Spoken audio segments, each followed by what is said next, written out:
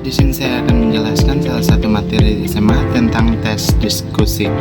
Pengertian tes diskusi adalah jenis teks yang membahas suatu topik atau isu tertentu dengan menyajikan berbagai sudut pandang dan pendapat. Yang kedua itu manfaat dari tes diskusi.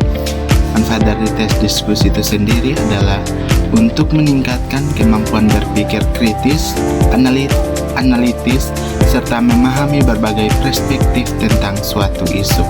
Yang ketiga itu struktur dari tes diskusi itu sendiri. Struktur dari tes diskusi terdiri dari pendahuluan, latar belakang dan tujuan, isi, berbagai sudut pandang dan pendapat. Dan yang ketiga itu simpulan atau kesimpulan dan saran. Ciri kebahasaan dari tes diskusi itu sendiri antara lain, yang pertama itu menggunakan bahasa yang formal. Yang kedua, menggunakan kalimat yang jelas dan lugas. Yang terakhir, menggunakan kata-kata yang objektif dan tidak emosional. Baik, di sini saya ambil satu contoh tes diskusi, yaitu penggunaan media sosial pada remaja. Media sosial telah menjadi bagian penting dalam kehidupan remaja saat ini. Namun, ada berbagai pendapat tentang dampak media sosial pada remaja.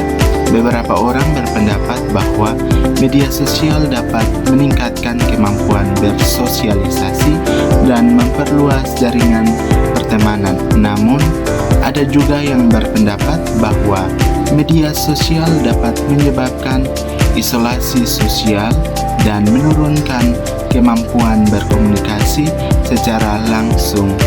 Oleh karena itu, kita perlu memahami bagaimana menggunakan media sosial dengan bijak dan seimbang.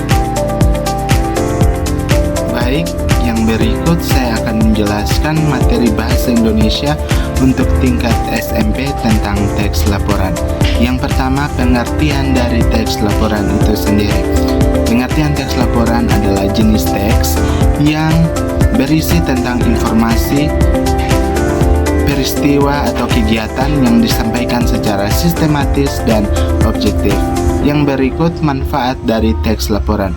Manfaat dari teks laporan sendiri adalah untuk memberikan informasi yang akurat, detail, objektif tentang suatu objek atau peristiwa.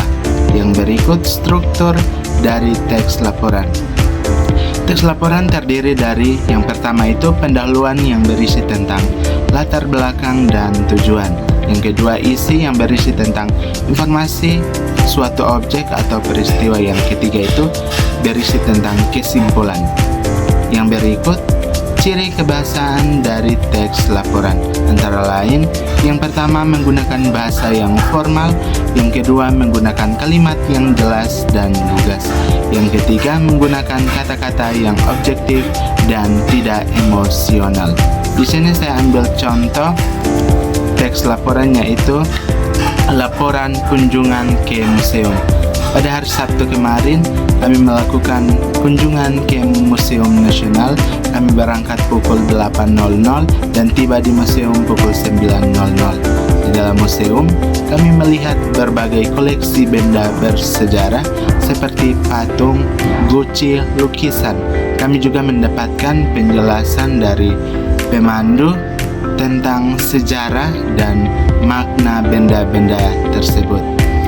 Kunjungan ini sangat bermanfaat bagi kami karena kami dapat memahami sejarah dan budaya Indonesia lebih baik.